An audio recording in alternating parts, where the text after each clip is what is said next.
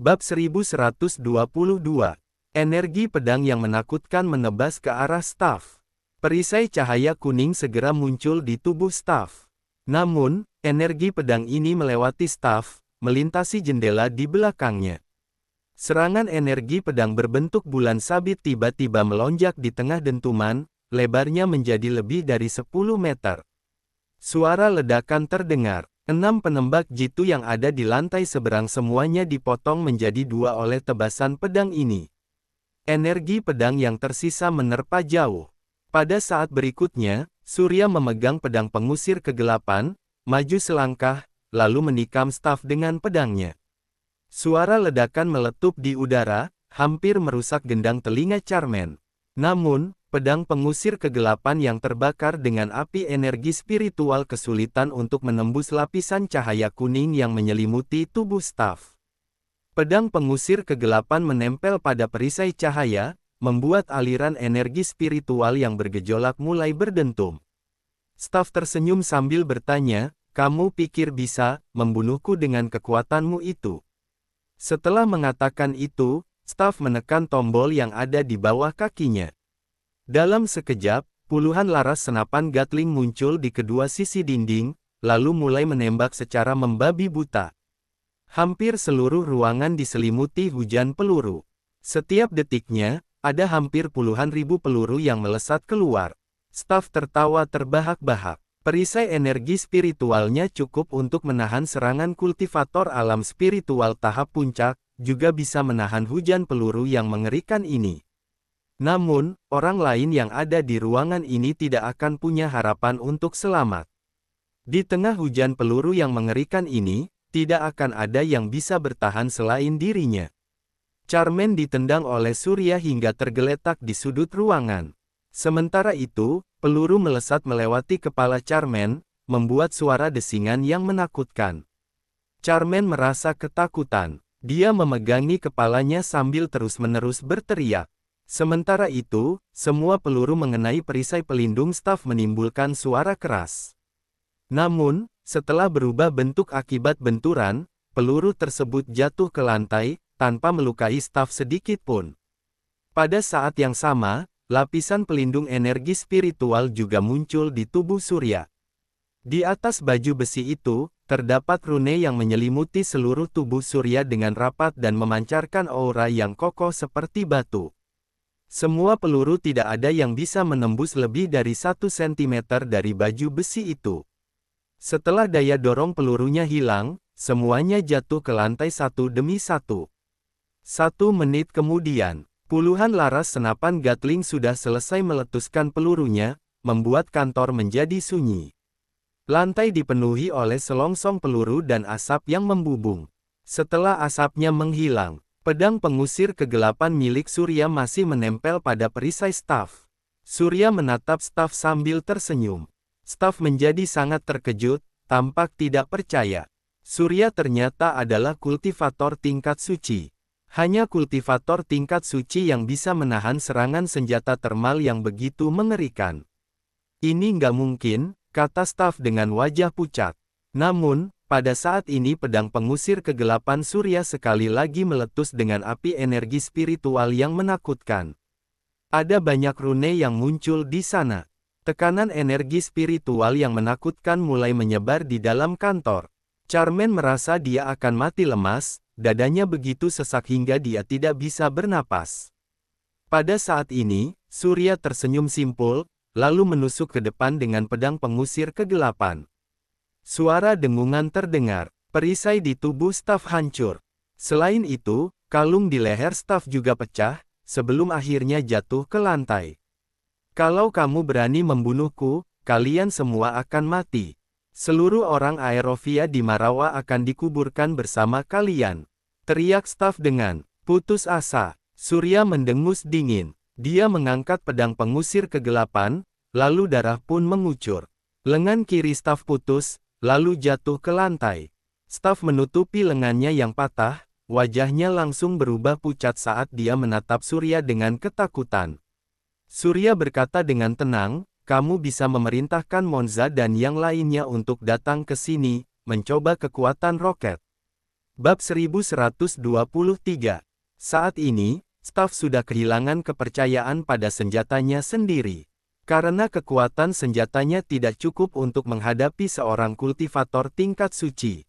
Namun, staf jelas memiliki kualitas psikologis yang kuat. Setelah beberapa saat merasa terkejut dan panik, staf perlahan berkata, "Pak Surya, jangan membunuhku. Bukankah kamu ingin bicara?" "Benar." Surya menjawab dengan tenang. "Katakan pada ayahmu kalau aku bisa membantunya mengalahkan 3 kekuatan lainnya dan membiarkan kalian menyatukan Baruma Utara. Tapi syaratnya kalian menjadi federasi pemerintah Baruma, menerima pengelolaan pemerintah Baruma dan membebaskan semua orang Aerovia yang ada di sini. Sebagai kompensasinya, aku bisa memperjuangkan otonomi kalian." Staf terdiam, berpikir dengan sungguh-sungguh. Surya melanjutkan ucapannya, "Ingat, ini bukan diskusi, melainkan perintah. Kalau kamu nggak menerimanya, aku akan langsung memusnahkan keempat kekuatan kalian. Sekarang bawa orang-orangmu dan keluar dari gedung ini. Aku akan memberimu waktu 1 hari untuk mempertimbangkannya." Mendengar hal ini, staf menyahut perlahan, "Aku pasti akan memberi tahu ayahku semua ini." Surya tidak menjawab apa-apa. Staf menutupi lengannya yang patah dan meninggalkan kantor dengan tegas. Tidak lama kemudian, atas perintah staf, seluruh personel grup Liora mengevakuasi diri dari gedung grup Liora. Pada saat ini, Charmaine menatap Surya dengan tatapan kosong seolah dia tidak mengenal pria itu. Surya tak kuasa untuk menggelengkan kepalanya. Karena Charmaine, rencana Departemen Penelitian dan Pertahanan Kekuatan Supernatural terganggu dan Surya juga terpaksa mengambil tindakan terlebih dahulu. Hal ini membuat segalanya menjadi tidak pasti. Surya memang tidak takut, kemungkinan buruknya mungkin dia harus berjuang sekuat tenaga. Namun, kini Surya muncul sebagai agen Departemen Penelitian dan Pertahanan Kekuatan Supernatural yang mewakili negara. Jika tidak ditangani dengan baik, pasti akan memicu insiden nasional dan dieksploitasi oleh negara-negara barat yang bermusuhan, untuk menciptakan opini publik internasional dan berdampak buruk bagi negara. Hal ini membuat Surya merasa agak khawatir. Saat ini, Charmaine bergumam, "Pak Surya, apa aku sudah melakukan kesalahan?" Surya melirik Charmaine dan menjawab dengan tenang, "Kalau dari sudut pandangmu, kamu memang nggak bersalah. Aku salah. Kamu bukan pengkhianat, kamu adalah pahlawan negara." Charmaine menunduk karena malu. Pada saat ini, Charmaine baru melihat dengan jelas bahwa Surya tidak punya niat untuk berkhianat. Justru Surya berusaha menyelamatkan banyak rekan dari negara Aerovia yang ada di sini. Semua yang Surya lakukan hanya demi mengatasi masalah ini. Sementara Charmaine sendiri jika dibandingkan Surya, dia justru bersikap sangat kekanak-kanakan dan konyol. Bagaimana mungkin Charmaine menganggap orang seperti Surya adalah seorang pengkhianat? Charmaine menutupi kepalanya dengan perasaan sakit dan berjongkok di lantai sambil menangis. Charmaine tahu bahwa dia sudah melakukan kesalahan besar.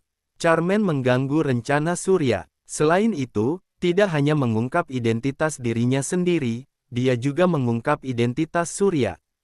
Dia sudah mengacaukan segalanya. Surya menatap Charmaine yang kesakitan sambil berkata perlahan, "Nggak perlu merasa takut karena sudah melakukan beberapa kesalahan dalam hidup, tapi kamu butuh keberanian yang besar untuk bisa bangkit kembali." Charmaine mengangkat kepalanya, menatap Surya dengan bingung.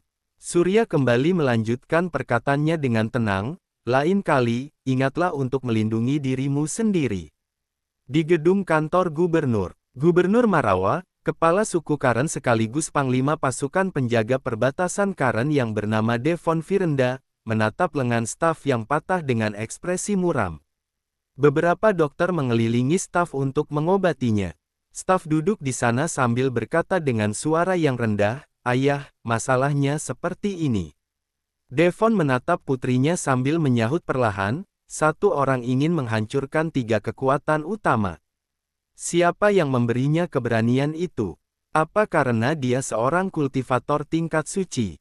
Kalau begitu, apa yang harus kita lakukan selanjutnya?" tanya staf. Devon menjawab dengan dingin, utus pasukan berkumpul dan mengepung gedung Liora. Aku ingin melihat langsung orang gila ini. Pada saat ini, seorang pria tua dan kurus yang berada di samping Devon menyela dengan suara serak, "Pak Devon, aku akan menemanimu pergi ke sana. Aku sudah lama nggak melihat tingkat suci yang masih sangat muda.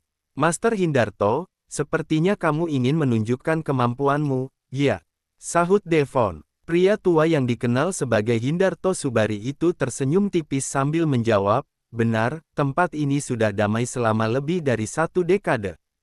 Aku bahkan merasa sudah nggak berguna lagi." Bab 1124. Hahaha. Devon tertawa terbahak-bahak, lalu berkata, "Kalau begitu, ayo pergi dan lihat apa yang bisa dilakukan oleh pemuda ini."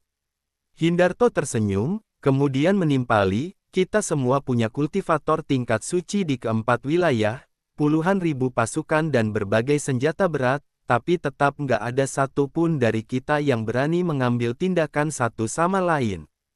Kalau seorang kultivator tingkat suci yang masih muda berani mengatakan hal seperti itu, aku benar-benar ingin bertemu dengannya. Sampaikan kalau ada darurat militer di kota Lowen dan gedung grup Liora akan dikepung." Devon memberi perintah, kemudian ajudannya segera pergi menyampaikan perintahnya. Kali ini, lengan staf yang patah sudah dijahit dan dibalut. Dia berdiri sambil berkata, "Aku akan pergi juga." Sorot mata Devon menunjukkan kekaguman. Kemudian, mereka bertiga berjalan keluar bersama saat hari sudah larut. Di kota Lowen, pintu-pintu tertutup rapat dan tidak ada satupun ada pejalan kaki di jalanan. Namun, pasukan bersenjata lengkap yang tidak terhitung jumlahnya menempati setiap jalan. Apalagi, jalanan di dekat gedung grup Liora sudah dikepung dan tidak bisa dilewati. Mobil tank berat hanya berjarak beberapa jalan dan bisa meratakan gedung grup Liora kapan saja. Selain itu, ratusan senapan sniper dipasang di beberapa gedung dekat gedung grup Liora dan semuanya diarahkan ke berbagai sisi gedung tersebut. Seluruh kota Lowen dipenuhi dengan pemandangan yang mengerikan. Saat itu, sebuah mobil melewati jajaran senjata berat itu dan berhenti di depan gedung grup Liora. Devon, staf dan Hindarto keluar dari mobil seraya menatap ke pintu gedung grup Liora. Saat ini, Surya berjalan keluar gerbang, menatap staf dan yang lainnya dengan acuh tak acuh. Pada saat yang sama, Charmaine merasa sangat gugup, bersembunyi di aula sambil melihat keluar dengan cemas. Charmaine baru saja melihat semua kejadian di kantor staf yang berada di lantai paling atas. Pasukan yang tak terhitung jumlahnya mulai berdatangan, mobil tank berat dikerahkan, bahkan penembak jitu juga sudah ditempatkan.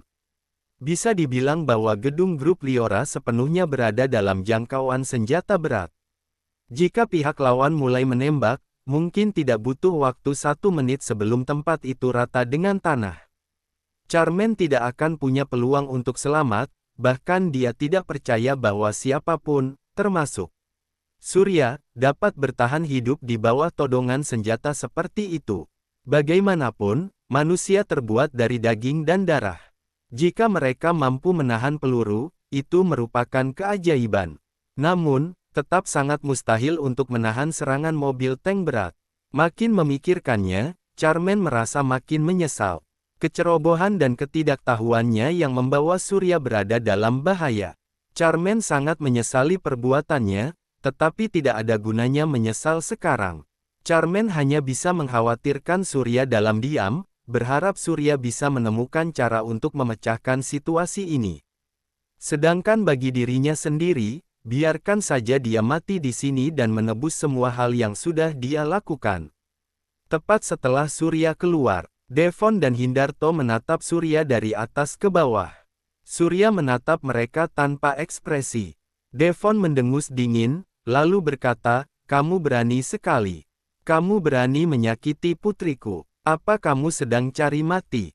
Melihat semua hal nggak bermoral yang sudah kalian lakukan, aku sudah termasuk bersikap sangat sopan pada kalian, jawab Surya dengan tenang. Wajah Devon menjadi muram, lalu dia menyahut dengan dingin, sombong sekali. Apa kamu tahu, hanya dengan satu perintah dariku, kamu akan diledakkan dan tulangmu akan hancur berkeping-keping. Kamu boleh mencobanya, tapi kalau kamu melakukan ini, aku akan menganggap kalau kamu sudah nggak menerima saranku. Jadi, kamu akan menanggung semua konsekuensinya, jawab Surya dingin sambil melipat tangan di belakang punggung. Devon mengangkat tangan kanannya perlahan. Charmaine tiba-tiba merasa panik.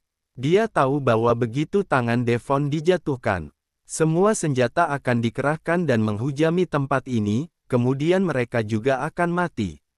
Menurutnya, ini sama saja seperti menemui jalan buntu. Charmaine merasa sangat menyesal dan tersiksa. Bab 1125. Namun, saat ini, Hindarto berkata sambil tersenyum, Pak Devon, nggak perlu mengerahkan begitu banyak senjata. Gedung grup Liora juga menghabiskan banyak uang.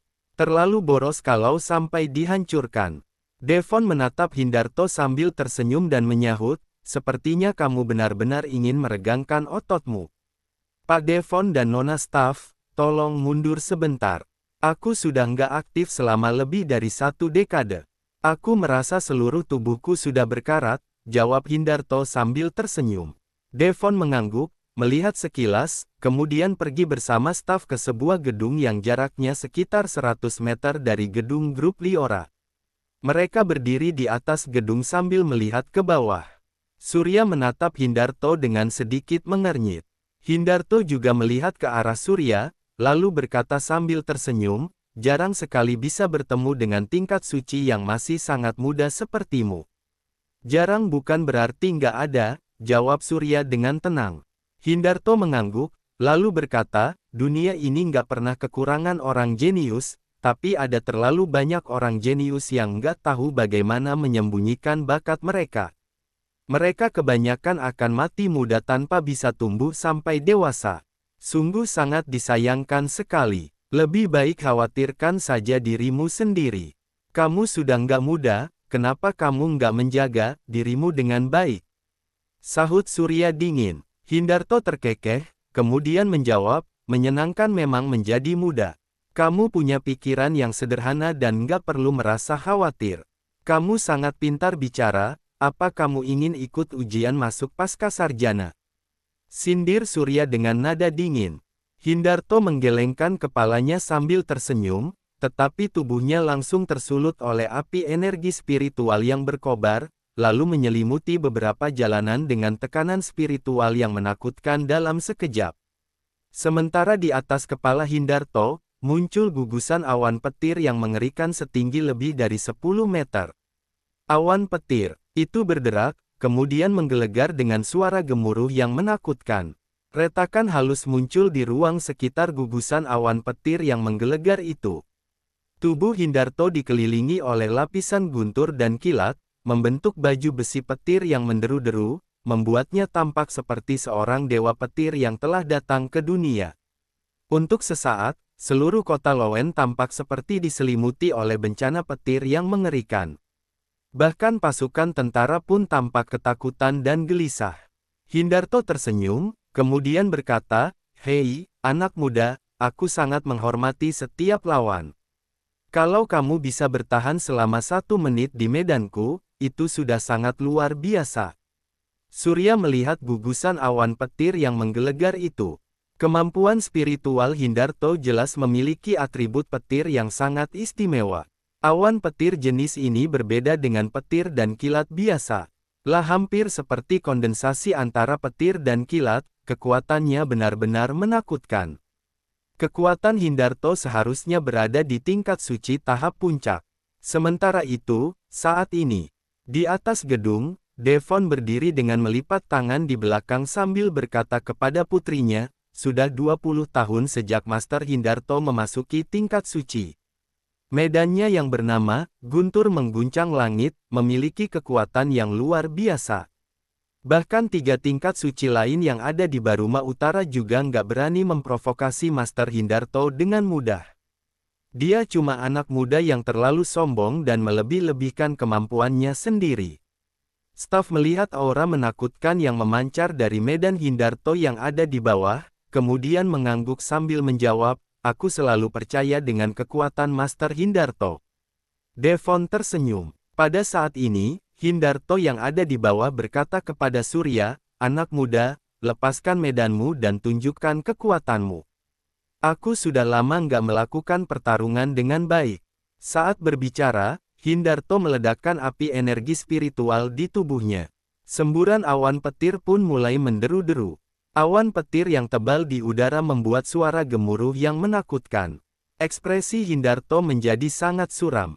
Meskipun Surya masih sangat muda, paling banyak juga baru memasuki tingkat suci. Namun, Hindarto tidak pernah meremehkan lawan-lawannya. Hindarto mengarahkan satu jarinya ke arah awan petir yang menggelegar di udara, lalu berteriak dengan keras, guntur mengguncang langit, serangan penghancur. Awan petir meledak dan bergemuruh di udara, kemudian mengalir ke arah Surya dengan kekuatan yang tak tertandingi. Untuk sesaat, seluruh dunia tampak bersinar. Awan petir itu mendekat dengan kekuatan yang menakutkan.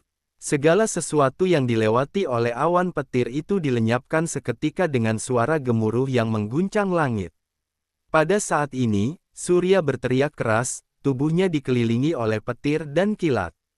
Sebuah tangan besar meraih gugusan awan petir yang menakutkan itu.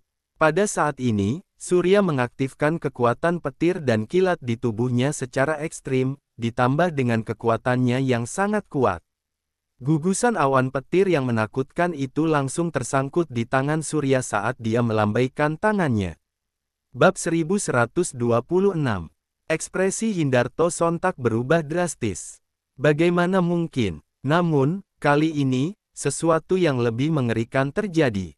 Surya menarik gugusan awan petir itu, kemudian menggosoknya di tangannya. Dalam sekejap, gugusan awan petir itu ditekan menjadi bola petir selebar 1 meter. Awan petir Hindarto awalnya terkondensasi dari petir dan kilat, kekuatannya amat sangat menakutkan. Namun, di tangan Surya, setelah ditekan kembali, menimbulkan suara gemuruh yang menggelegar, seolah-olah akan terjadi bencana alam. Hindarto menunjukkan ekspresi lebih terkejut. Hal ini adalah inti dari petir yang terkondensasi di medannya sendiri. Jika orang lain menyentuhnya sedikit saja, pasti akan langsung hancur. Namun, Surya justru meraih inti petirnya seperti mainan. Pada saat ini, aura spiritual di tubuh Hindarto berada dalam kekacauan, sementara awan petir itu benar-benar kehilangan kontak dengannya. Baju besi petir di tubuhnya juga tiba-tiba padam dan semua momentum serta tekanan spiritual hilang seketika. Yang tersisa hanyalah bola petir yang dibentuk oleh petir dan kilat, yang memancarkan aura menakutkan di tangan Surya. Saat ini, Devon dan staf yang berdiri di atas gedung juga menunjukkan ekspresi terkejut. Mereka membelalak dengan ekspresi kebingungan. Hindarto berada di tingkat suci tahap puncak. Medannya yang bernama guntur mengguncang langit itu sudah membunuh banyak kultivator ganas. Di mata mereka, kekuatan Hindarto hampir tak terkalahkan.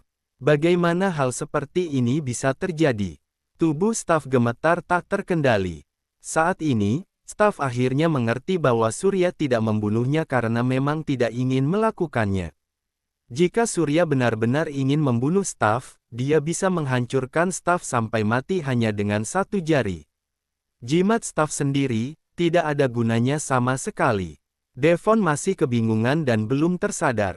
Melihat pemandangan yang menakutkan ini, Charmaine tidak bisa percaya dengan semua yang dilihatnya. Dia menatap Surya dengan tidak percaya. Pada saat ini, Surya mendengus dingin, meraih bola petir berdiameter 1 meter dengan satu tangan, kemudian melemparkannya lurus ke depan. Suara petir yang mengerikan terdengar. Hindarto yang sedang berdiri berhadapan secara langsung ditekan di tempatnya oleh kekuatan mengerikan dari bola petir dan tidak bisa bergerak sama sekali. Hindarto sudah berjuang sekuat tenaga, tetapi tetap tidak berhasil bergerak. Bola petir itu menderu ke arah Hindarto dan langsung membuatnya hilang dari pandangan. Bola petir yang menakutkan itu, dengan kekuatan yang tak ada habisnya, terus meledak di sepanjang perjalanannya. Semua bangunan di sepanjang jalan runtuh, puing-puing berhamburan kemana-mana. Lubang besar dengan kedalaman lebih dari 10 meter dan lebar 7-8 meter tercetak ke dalam tanah, seolah-olah akan terjadi gempa bumi. Bola petir tersebut langsung menghancurkan separuh kota Lowen menjadi sampah dengan kekuatannya yang dahsyat. Kemudian, dengan ledakan yang keras, ia berubah menjadi aliran energi spiritual yang bergejolak dan melonjak ke langit, menyebabkan embusan angin kencang yang bergulung ke langit. Seluruh kota Lowen dipenuhi asap dan debu. Semua orang tercengang dengan pemandangan yang seperti terjadi bencana alam ini. Senjata di tangan para pasukan itu jatuh ke tanah. Mobil tank berat, hancur tak bersisa dan terbalik di tanah. Ada banyak anggota pasukan bersenjata yang menguap dari dunia ini karena kekuatan bola petir dan langsung menghilang seketika.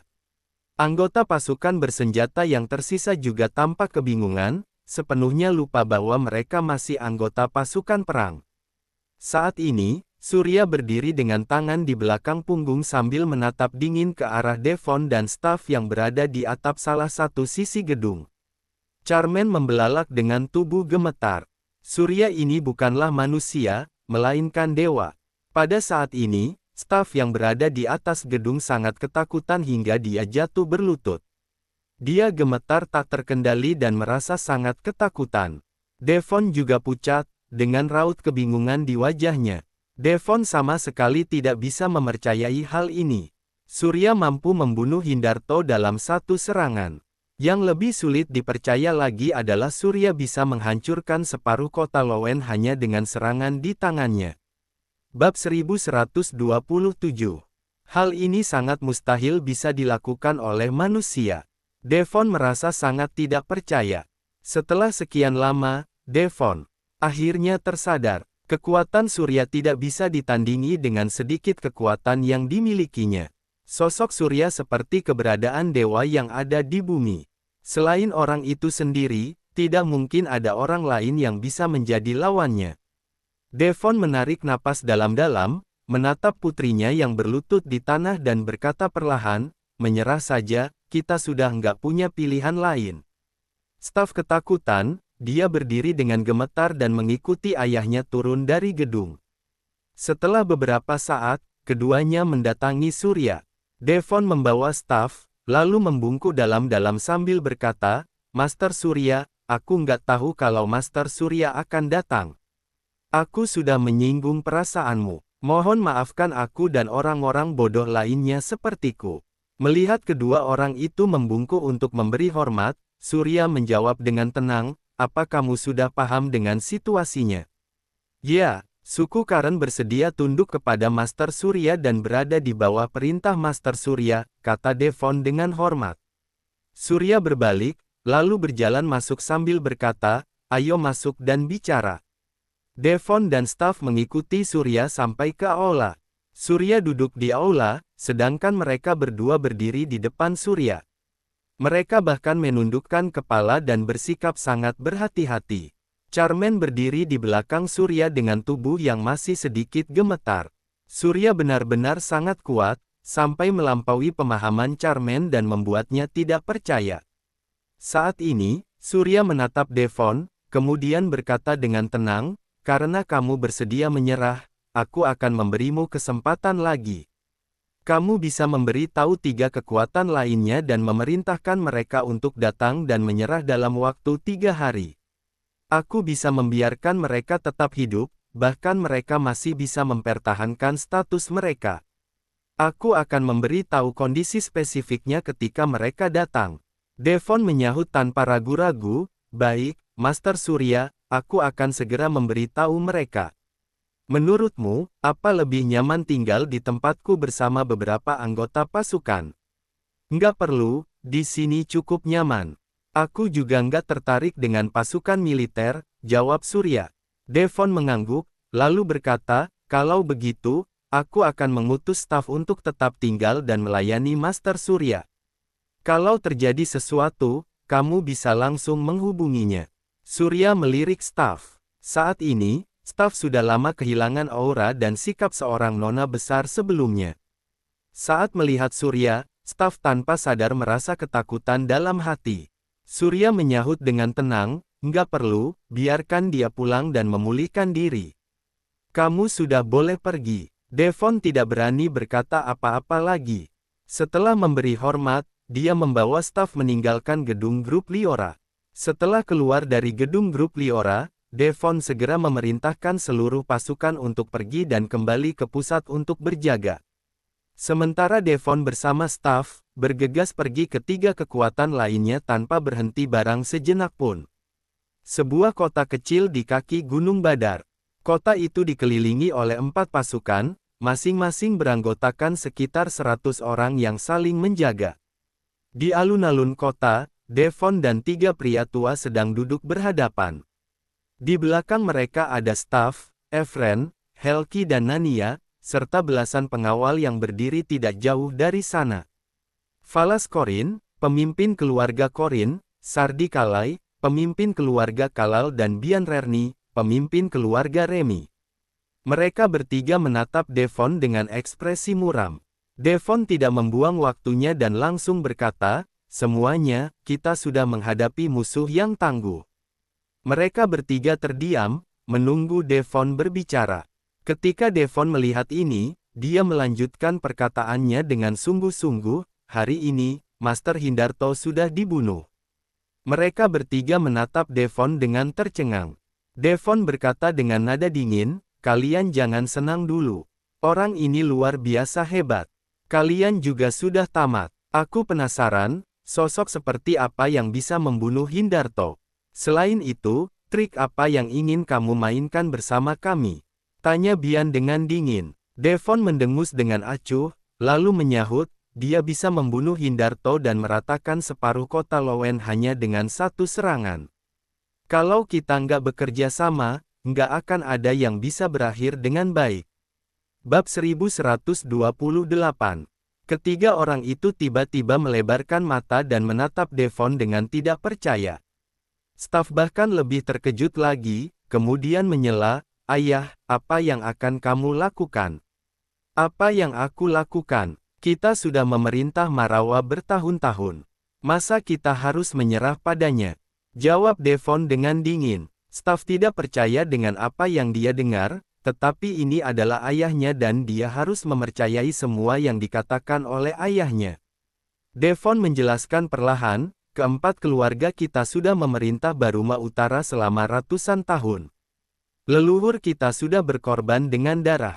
Tapi kalau kita langsung dihancurkan saat menghadapi sedikit kesulitan, apa kita nggak merasa bersalah terhadap leluhur?"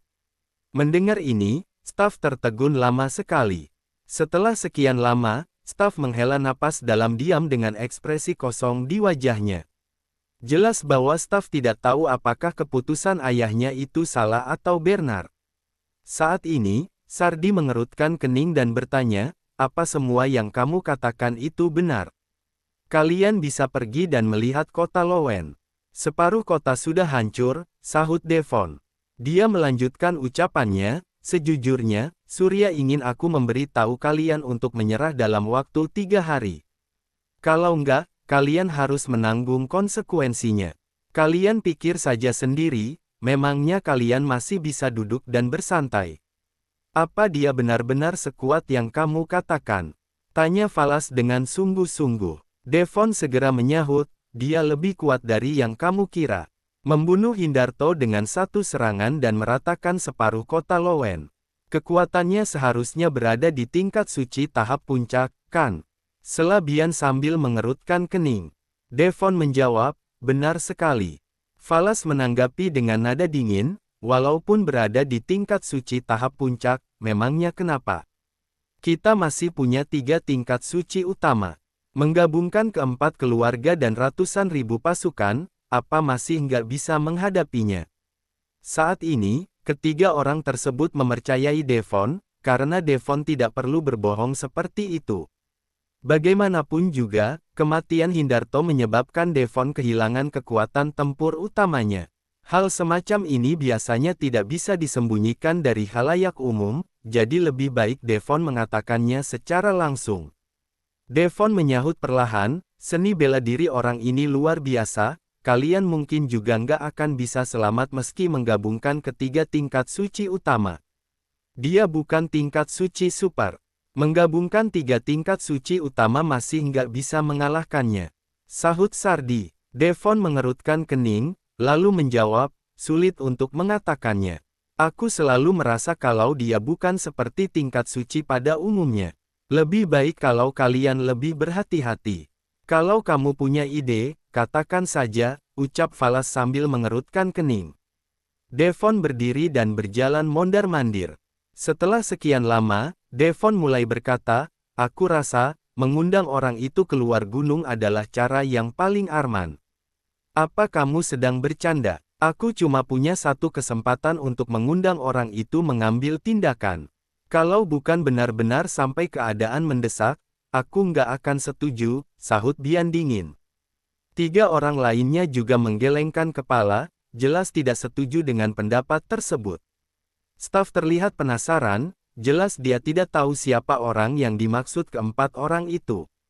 Devon mengerutkan kening. Setelah beberapa saat, Devo berkata perlahan, karena kalian nggak setuju, kalau begitu mari kita coba. Kita coba kerahkan semua pasukan, mengepung kota Lowen dan menggunakan senjata berat untuk meratakan area itu. Walaupun dia nggak mati, dia juga akan terluka parah, lalu kalian bertiga tingkat suci bisa bergabung. Hal ini lebih besar kepastiannya, tapi aku sarankan mengundang orang itu untuk mengambil tindakan. Bian, Sardi dan Falas semuanya tenggelam dalam pikiran masing-masing. Hal ini terjadi terlampau tiba-tiba, mereka juga tidak siap sama sekali. Namun, Devon justru meminta mereka bertiga mengirimkan pasukan untuk mengepung ibu kota. Masalah ini seharusnya memang benar sesuai yang dikatakan Devon. Untuk menghadapi tingkat suci tahap puncak, pengepungan seperti itu tidak terlalu berlebihan. Bagaimanapun, kekuatan tingkat suci tahap puncak memang sangat kuat. Mereka bertiga berpikir lama dan saling menatap. Bersambung ke bab 1129. Terima kasih.